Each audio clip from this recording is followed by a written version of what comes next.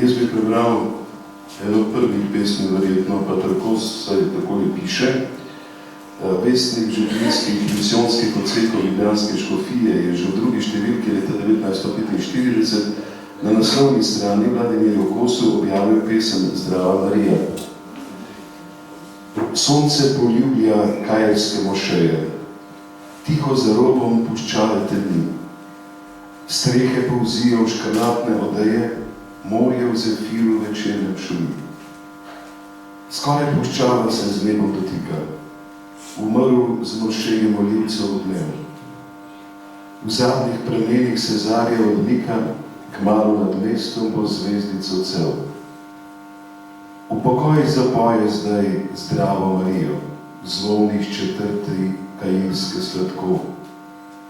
Mesto posluša o njej melodijo, morje v puščavo odpira uho.